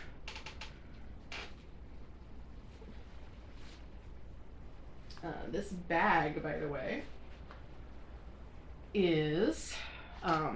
this is an Evertote. This was, I think, actually 2019's Christmas edition bag. And it's really, really nice. Love it. Okay, that's that. And now, this is my New Year's Eve start last year, because I was determined that I should start my Long Dog Sampler pandemic chart during 2020 when the pandemic started. So, so this is Long Dog Samplers Pandemic. This is on a piece of, I can't remember the colorway. I have it written down somewhere. It's Be Stitch Me. It's 32 count Jovelin. What is it? I think it's called Storm. Maybe. It's a gorgeous color. And these colors really pop nicely. And I'm using mostly Kathy Davidson Dying for Cross Stitch threads. These rainbow ones are actually Silks for You, and I can't remember the number. I want to say it's like PR 160 is the rainbow that I'm using. I do believe they have this color still for sale on their Etsy shop or on their website, or both. They are based in Australia, so if you're going to purchase any, I think you kind of have to purchase directly from them. But if you're going to purchase from them, make sure that you save up enough to order enough that it makes the shipping worth it, just FYI. But yeah, I love the Silks for You rainbow thread. It's gorgeous. This color is Sangria. This darker purple on the outside is Decadence. Those are both from Kathy Davidson at Dying for Cross Stitch. And I have a third color, Tutti Frutti, that I'll be adding in later. So that is Long Dog Samplers Pandemic. This is my This Is Fine needle minder. I can't remember where I bought that. Probably from, honestly, it's somebody that might be purchasing their pin blanks from an unlicensed source. So whoever it was, it's probably good that I forgot, so that I don't buy from them again. But I do love that needle minder, and it's perfect for pandemic. This is fine. This is fine. Let's see, is there anything else I need to say about that? I don't think so. I just love working on this. Though I think when I do my next Long Dog, and I do say when, when I do my next Long Dog sampler, I think I'm going to do it 1/1 instead of 2/2. Just because, look how big this is going to be. This is not even a full page finish yet. This is going to be massive. I have a 1/2 yard of fabric. So if I do it 1/1 on 32 count, that should it should be significantly smaller. And I love the look of patterns like that are done teeny tiny. It just looks so nice. So yeah. So that was the very last start of 2020, new start of 2020. My very first start of 2021 is this piece right here. This was my unicorn chart. And I actually purchased it as a kit right at the beginning of the pandemic in like April or something like that of 2020. And then I didn't start it until January 1 of 2021. So it was my new year, new start. I even have my coordinating needle minder. I purchased this needle minder and the kit from Gecko Rouge. The artist is Medusa Dollmaker, and she's one of my favorite artists. And it's largely because she does her work in an Art Nouveau style, which is like my favorite artistic style ever. Love it, love it, love it. As you can see, I don't have a lot. That's something like 2,000 stitches, but it doesn't look like a lot, especially because the top corner is just dark background with some stars, very pale stars. So I haven't worked a lot on this, but yeah, I'm planning on this year. I'm going to be doing the full coverage Fanatics bike tour of Germany. So I'm going to be using this piece and my other full coverage that you'll see in a second. I'm going to be using this piece and that piece for my full coverage pieces towards the bike ride through Germany, which I think is going to be fun as a group activity. So I'll be joining in on that, and possibly one or two other challenges. We'll see. But yeah, not exactly sure how all that's going to shake out along with WIP Go, but that's how we're doing it. What I will say is that any progress that I get towards the full coverage Fanatics challenges will count towards my WIP Go, and vice versa, as far as I'm concerned. So so those are not counterproductive activities. I'll be able to work those into each other. So that is that. I don't have a lot done, but there it is. That was my very first large full coverage piece, like BAP full coverage. I had done a much smaller full coverage 60 by 60 from Arteki, and I finished that earlier this year. I started it last year and finished it earlier this year. So that was technically my first full coverage piece that I finished, but it was only 60 by 60. This one is like 300 by 400 or something. It's big. Okay, now we're going to get into the February starts from last year. February, for those who are interested, I do February in February. That's why it's called February.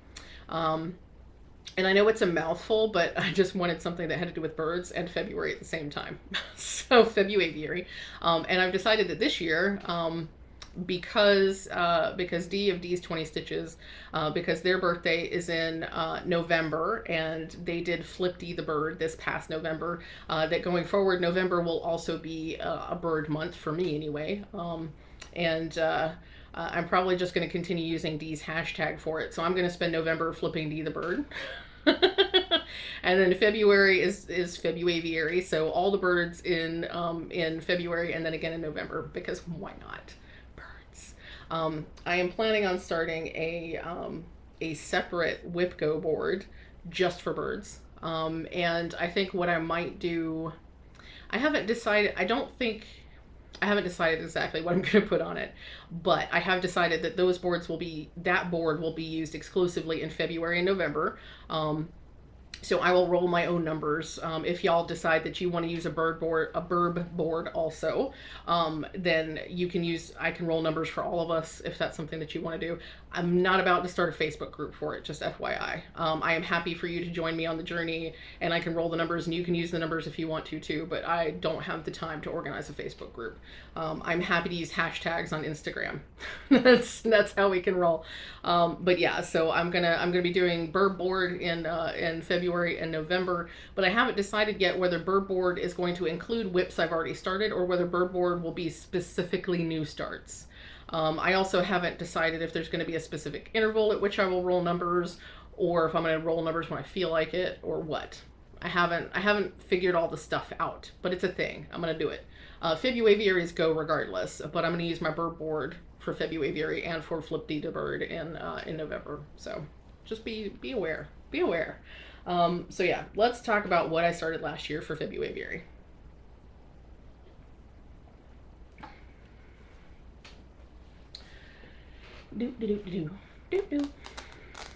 This is getting really long. And my throat's getting really dry, and it's getting to be dinner time, just so you know. Okay. I'm very nearly there, though. I'm very nearly there. Pardon. Okay. I have threads in here, so let me just move these before. So this is a chart that I got out of the 2020 Christmas Winter edition of Punch Needle and Primitive Stitcher magazine.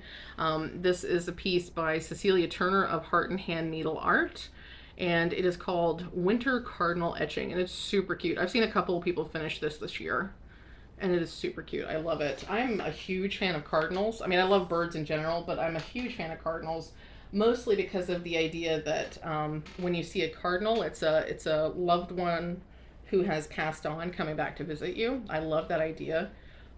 It brings me a lot of comfort. So I really feel a lot of joy when I see a cardinal out and about. And cardinals are relatively common here in Virginia, so I get to feel a lot like somebody's watching out for me. That's as far as I got. So the way I did February last year, semi-intentionally, I had planned to kind of start a new bird every single day. That went for about 4 days.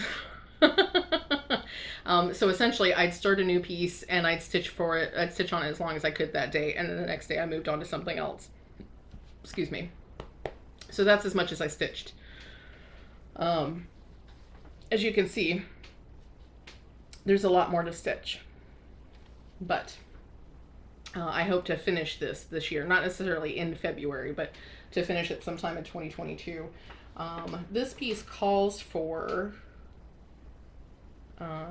classic Colorworks, but I have subbed in Color and Cotton. So it calls for 2 colors. I have subbed in Caramel Brownie from Color and Cotton for the brown, and this is Bing Cherry, which, as I said, is my favorite red. It is a beautiful cardinal red. So those are the colors that I am using for mine. And yeah, so that's that. So that is cardinal etching, which I kind of hoped would pop up in January because this feels like a very January stitch. I might just work on it in January anyway. No rules, right? I can do whatever I want. My bird, my bird. It is my bird. My board, my rules. I can do whatever I want for WIP, right? I can stitch whatever I want. Okay, what is this? A random piece of other fabric in here. Okay, this is a WIP that I will need in a minute, so let me try to pull it out here.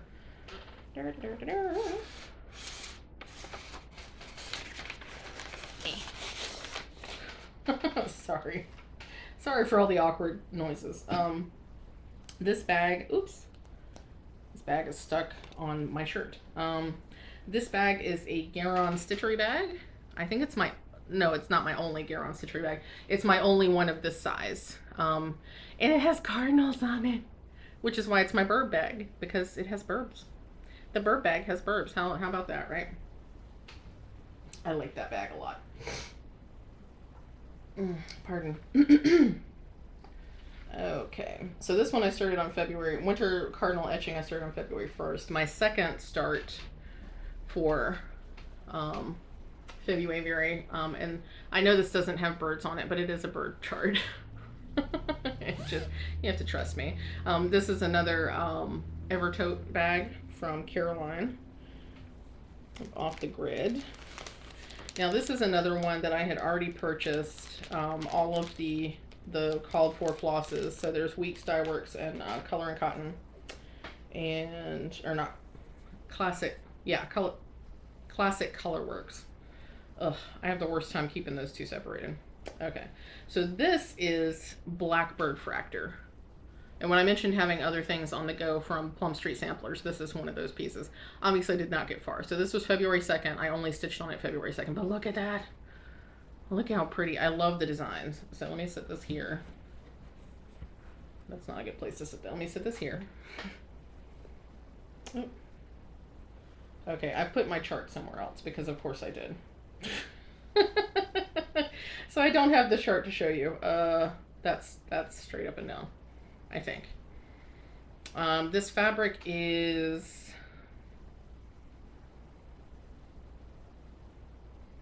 I think this is Jobelan. No, this is Lugana. Wow, I really don't remember what fabric this is. It looks like it's a fat quarter.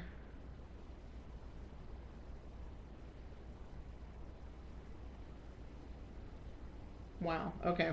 Totally. Usually I can remember what fabric, at least who I got the fabric from. I feel like this is Be Stitch Me fabric. It's a gorgeous creamy color.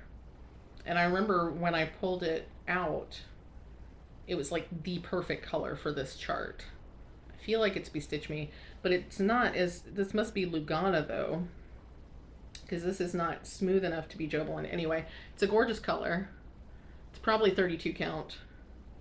I'm a little surprised if it's 32 count though, because I don't remember. I mean, the stitching doesn't look the same as it does on some of my other 32 count fabric. Regardless, it's a fabric with some threads. And I don't have the chart right here to show you what it looks like. But this was not exactly a unicorn chart. One, because it's fairly easily accessible. But two, because it just wasn't that. I didn't want it for as long as I wanted Gamer Nouveau. But this piece was very close to a unicorn chart because it was one of the first, when I started learning about all the different designers that were currently designing for the cross stitch community, this was one of the first charts that I ran across that I just really fell in love with. And I bought it when I started getting really into cross stitching and stuff. So it's one of the first things that I bought that I was just like, yes, must have this. So one of the first curated charts, I think. So I really love that piece. So that's Blackbird Fractor. And then on February 3rd, I think,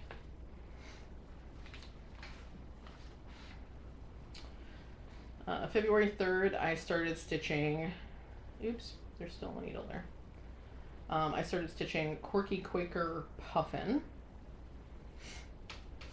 And this is, I believe this silk is from Be Stitch Me. I've got it here inside my chart because I was super organized. Yeah, so this is, I think this was a Halloween silk. It's called Witchy from Be Stitch Me. It's really gorgeous. I'm going to have to save the rest of this and use it for 3 little hexes from Dee and Uncanny Kari, from Kari Naked, because that will be perfect, I think, for 3 little hexes. So this is what the Quirky Quaker Puffin looks like. It's from Darling and Whimsy Designs, Deanna at Darling and Whimsy, and I'm going to stitch so many of the Quirky Quakers. She has a ton of them out now, and I am like just thrilled every time she puts out a new one. They're fantastic. I'm not sure why I didn't finish this. I should have. I don't know why I only got the little bird. The puffin itself, you know, you can see I need to do all the motifs out there around it. But it's super cute. And this is a little scrap piece of fabric from the last round of dyeing that I did. It's on 28 count opal Lugana. And I just thought it would be super cute. So, Quirky Quaker Puffin. Look how cute he is. And I think that was actually the last of the burbs. Almost the last of the burbs. The next bird I started wasn't until May. So let me just put this back in here. Put both of these back.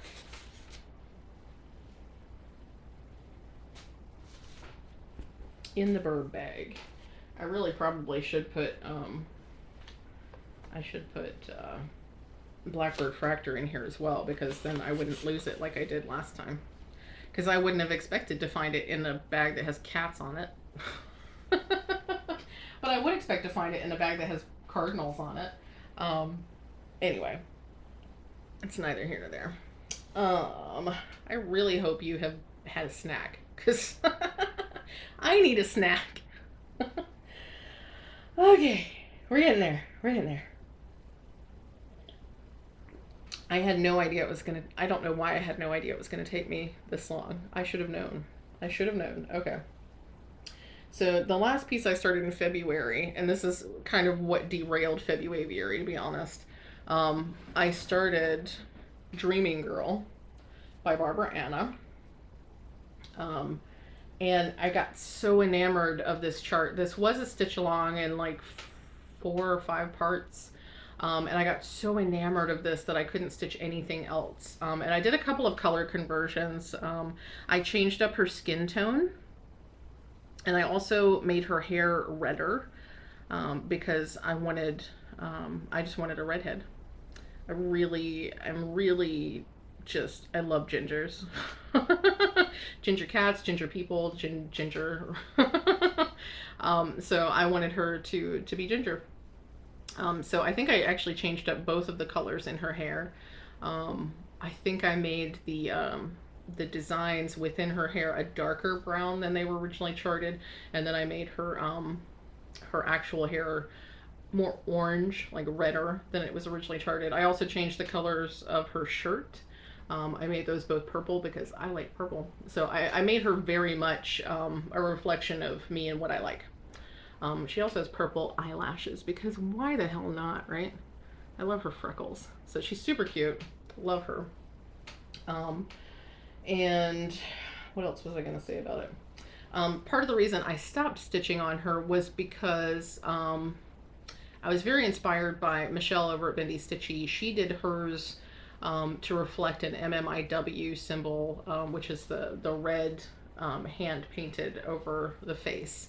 And she did a gorgeous conversion and in some cases recharting of some parts of the design, especially to remove the European like 3-masted ships and the sort of colonial houses that are in the design, because it didn't make sense to have colonizer designs, boats and houses and things like that with a woman who is representing the indigenous community, and especially the missing and murdered indigenous women, girls, and Two-Spirit people. So she made some fantastic changes. It was a very powerful piece overall, which made me think that I needed to redesign mine a little bit, and then I just never quite went forward with it. For me, my particular Dreaming Girl is not exactly is not indigenous in the same way. I kind of envision my Dreaming Girl to be an Irish girl.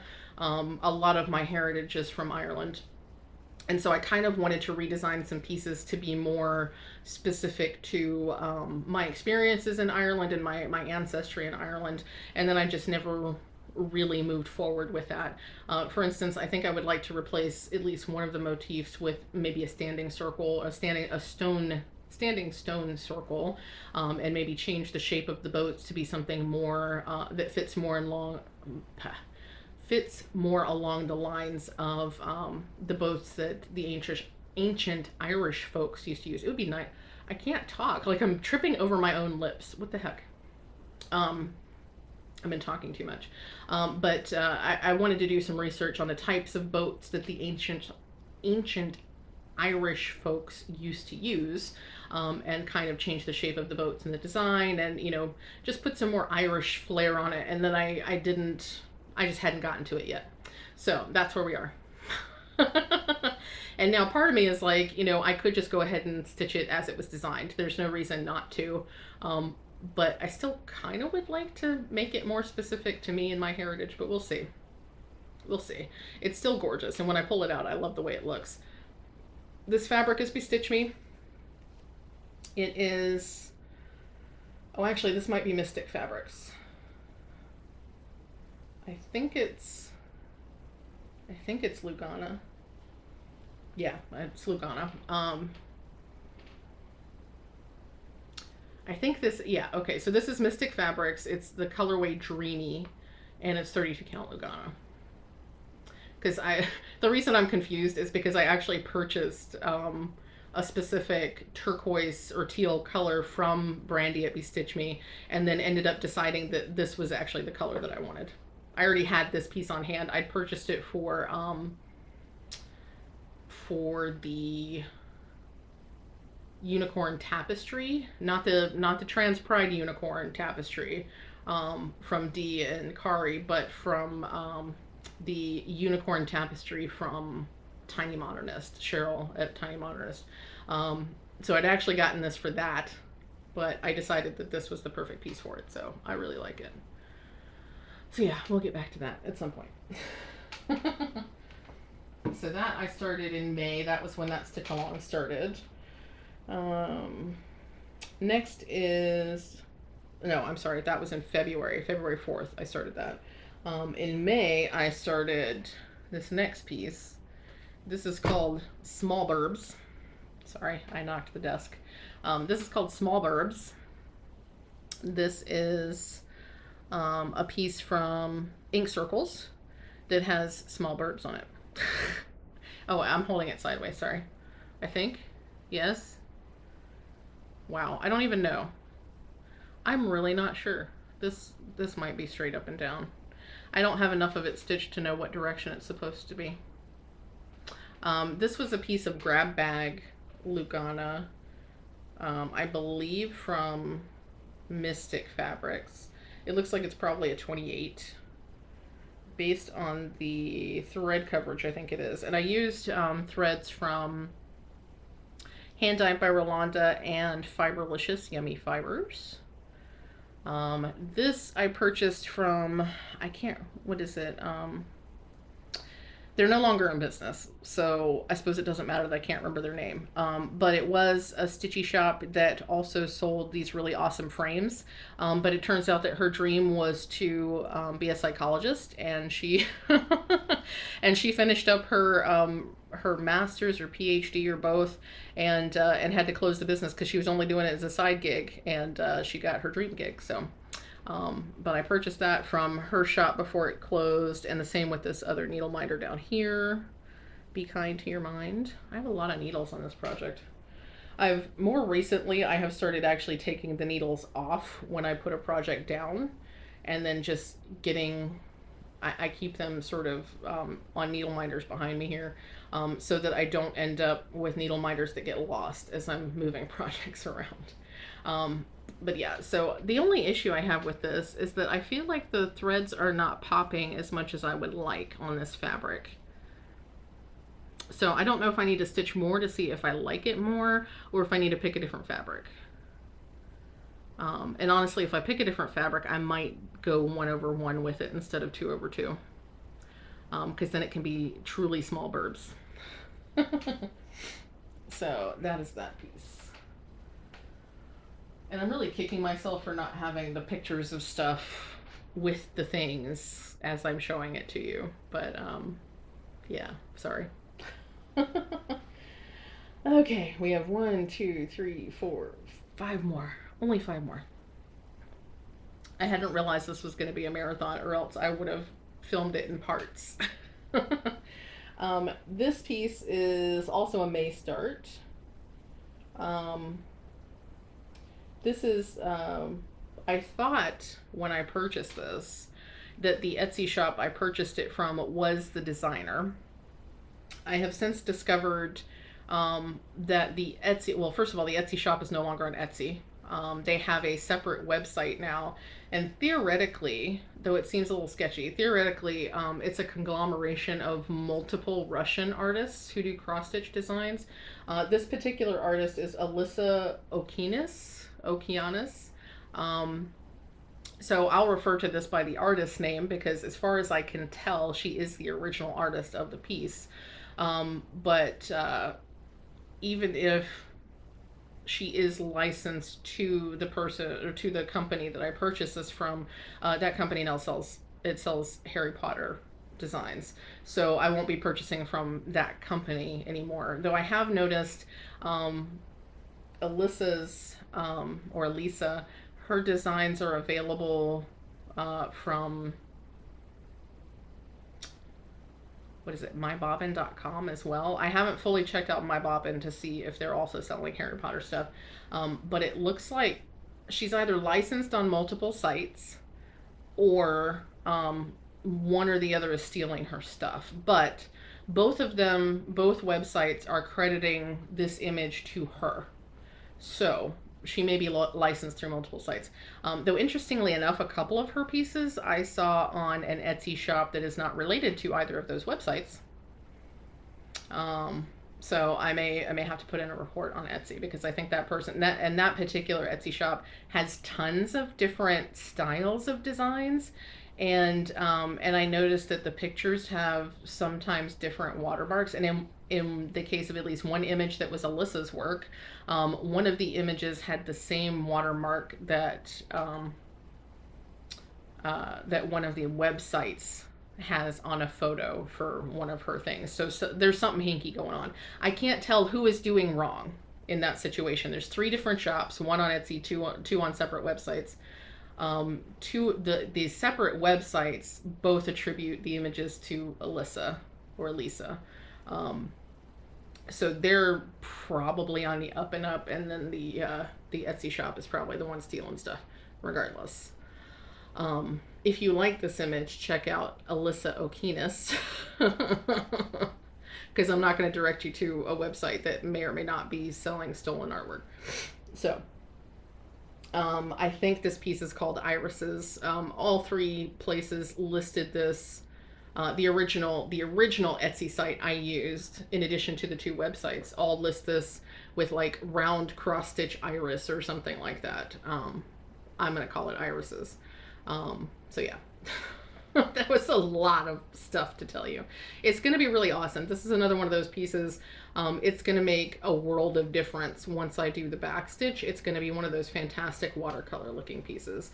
And this actually went a lot faster than I thought it would, because I started on the 12th of May.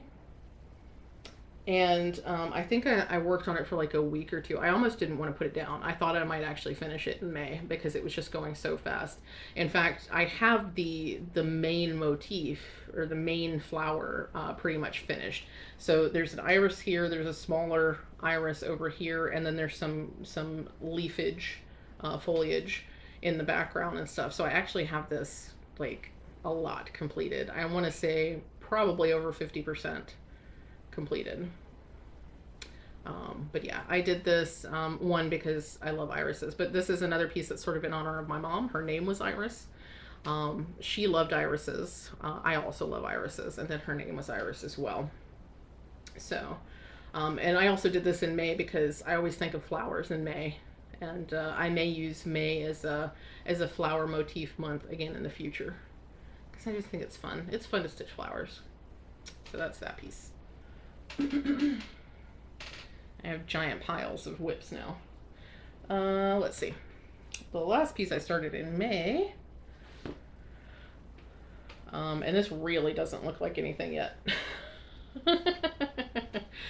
So this will be eventually Long I Have Waited by Christina Grandjean. This is a gorgeous, gorgeous piece that I purchased.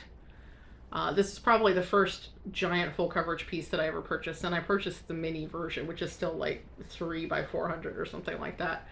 You can't even tell what it is, but it's a gorgeous dragon sitting on a cliff, and it's going to be fabulous. But I think I might have 100 or 200 stitches in it,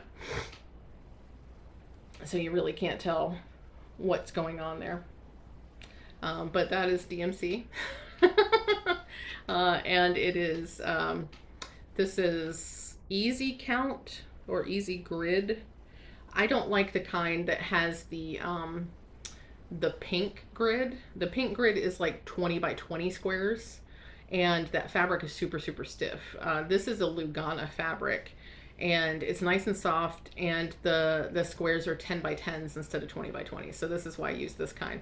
I'm pretty sure it's either easy count or easy grid, because I think the pink bordered stuff is called Magic Guide or Magic Grid.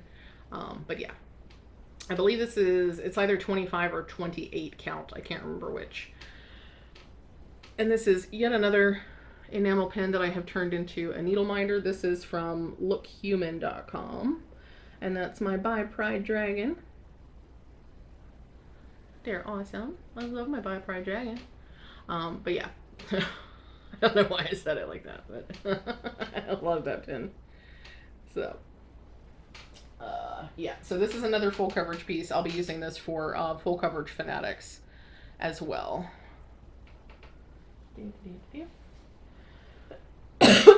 Pardon.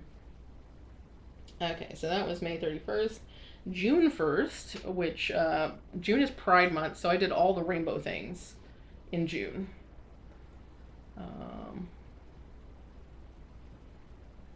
Okay.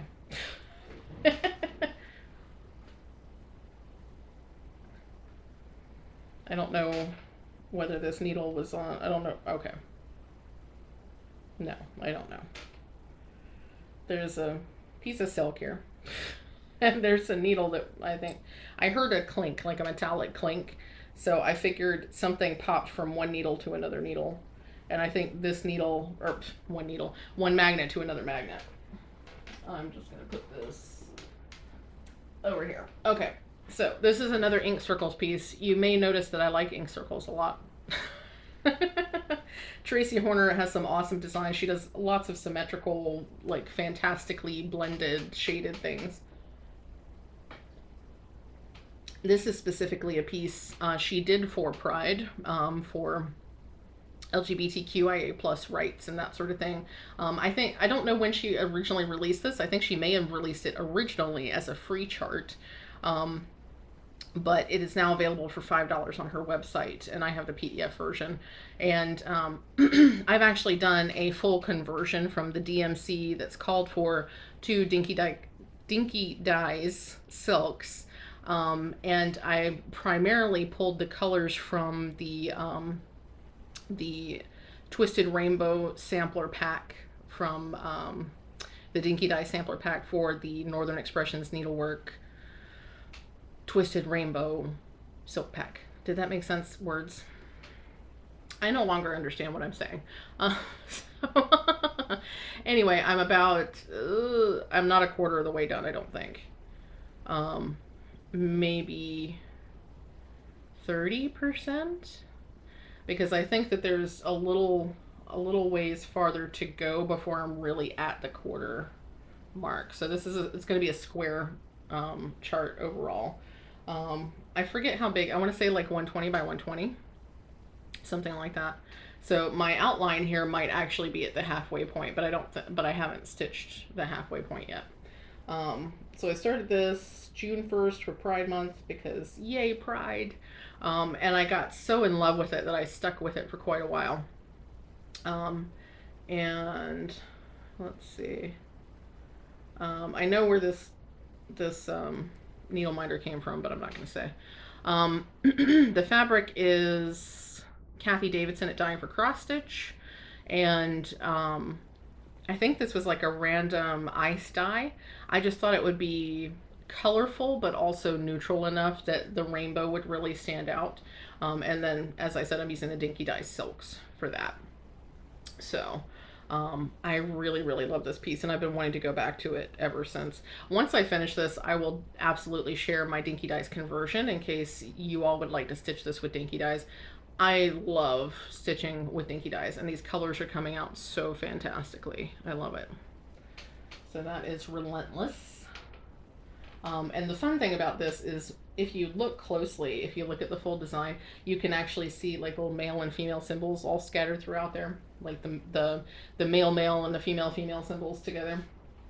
It's really cool. So that is that. Two more. Okay, speaking of Twisted Rainbow Sampler,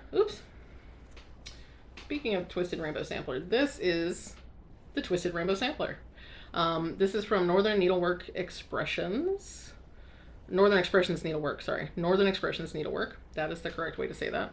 I have gotten 3 colors down of the entire rainbow. It's looking really, really cool. This is the specialty stitch version. So if I hold it closely, hopefully you can see there are cross stitches, but then there are sections that are actually specialty stitches. And at first I was thinking that maybe 32 count was a bad idea for this, but because it seemed like the stitches were way too jumbled, way too tight for the specialty stitches, but I actually really like the way that looks now that I've gotten used to it. It's very, very pretty. This fabric is a 32 count linen in Stonehenge from Bestitch Me. And it's got the dinky dyes, the called for dinky dye silk pack, which I do sell in my Etsy shop. And actually I don't have it listed on the website, but I'm going to get it listed on the website soon. But you can definitely purchase it off of my Etsy shop. It's very popular. It's a gorgeous silk pack. It really, really is. And this needle minder is another one from Teal Teacup. This is Lady Rainicorn from Adventure Time. She's my rainbow unicorn. Love her. Love her. Yeah, so that is that. This is another one. I need to get back on this one too. I'm holding all of these up and I'm like, oh, I need to work on that one. WIP parades are great for that. It gets you re-energized for all your pieces. So that is Twisted Rainbow Sampler from Northern Expressions Needlework. That right there. And lastly, this is not my last start for the year, but is the last piece I started that still needs to be finished, because I did 10 new starts and 10 finishes between September 1st and October 1st. So I started that one at the end of July, like 21st of July. This piece I started on Krampusnacht, which was December 5th. And this is Krampus Klein, which is the small chart that comes along with the Krampus sampler from Dee's 20 Stitches and Uncanny Kari. So Dee and Kari Nakin, who are a fabulous stitchy design duo. And they have some fabulous stuff already out, and I can't wait to see what they're going to do for the new year. Because I think, based on some posts that I've seen from Dee lately, I think that Dee did not realize how much they and Kari were going to be loved in the stitchy community. I think they grossly underestimated the amount of space that there, like the vacuous hole that there was for super cool new art and cross stitchiness in the community. And so I don't think they expected for the charts to blow up the way that they have. But it all started with Trans Pride Tapestry, which I plan to start very, very soon. It all started with that, and then there was the Hex Hotel and 3 Little Hexes, and now there's Krampus, the Krampus Sampler and Krampus Klein. They're all fabulous. I own all of them. I have not started stitching any of the Halloween stuff. I will be stitching the Trans Pride Tapestry soon. I've had it kitted up for ages, and I just haven't had a chance to start it. But I did start this on December 5th, and I'm about 40% of the way finished. So this is my second WIP Go draw for January. And my goal is to finish it. Hopefully in January, but certainly by the end of 2022. It's not real big. Pardon. It's, I want to say less than 2,000 stitches. It's either around 1,500 or around 1,900 stitches overall. And as I said, I'm about 40% through. So really not that much to stitch. This fabric is, this is a 32 count Lugana, Opal Lugana from Fortnite Fabrics. I thought it was nice for this because it's got that little bit of like gray in it, so it gives it a bit of a darker cast. And I am using Dinky Dye Silks, colors that I have chosen myself instead of the called for colors. So that is my last start and also my last WIP for 2021. So we should have had 27. I stopped counting, but I counted my list multiple times. So that should be 27. As far as next year goes, I don't have, other than my January 1st start, which is Trans Pride Tapestry, I don't have any specific plans for new starts and or when I'm going to start them. I know there will be new starts next year. There will probably be tons of new starts next year. My hope, as I said earlier at the beginning, if you've been here this long, thank you so much. But as I said at the beginning, my hope is to finish at least as many or close to as many as I start for the year. So if I start 20 new things, I need to try to figure out 20 finishes. We'll see. We'll see. But yeah, that's all my WIPs. It's all my WIPs, folks. That's all the WIPs that are fit to WIP, as I think I said last year. But also, I have to say, I did my WIP parade with Rachel last year, and that was less strenuous than doing it all by myself is. But anyway, so that's all the WIPs I have for you. If you have stuck it out this long, thank you so much. I appreciate you. I appreciate you anyway, but I especially appreciate you if you have watched this entire video. If there are any questions I haven't answered about specific details of any of these pieces, feel free to ask. As much as possible, I tried to remember to tell you the type of fabric and the type of threads and the designer and all that sort of stuff, but if I've missed anything, feel free. Also, as I said, I'm very concerned about supporting designers and working on pieces, working on the pieces and supporting designers who share similar values, values that I have. So if you have found any of the designers that I've mentioned to be problematic in some way, feel free to message me. You can message me privately on Instagram if you'd prefer, versus commenting here on YouTube. I'm happy to have discussions with you, and I'm happy to learn. I'm always open to learn, especially if something I'm doing is harmful or is contributing to things that are harmful, systems of oppression and things like that. If something I'm doing is contributing or is directly harmful, please let me know. Because I want to correct it. I want to continuously learn and continuously get better and be a better human. So definitely let me know all those things. I'm trying to think, is there anything else I need to tell you?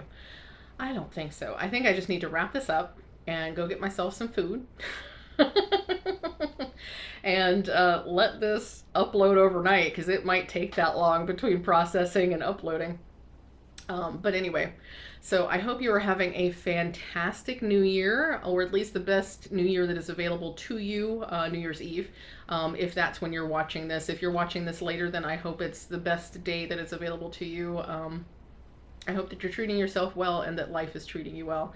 And if it's not, make sure you take care of you. And yeah, so I guess that's it for 2021, folks. That is it. That is it. We are almost there, or might already be there by the time you see this. Okay, so one last time for 2021. Remember to stay hydrated. Remember to take all the meds that you need to take. And remember that you are enough. And I will see you in 2022, folks. Bye.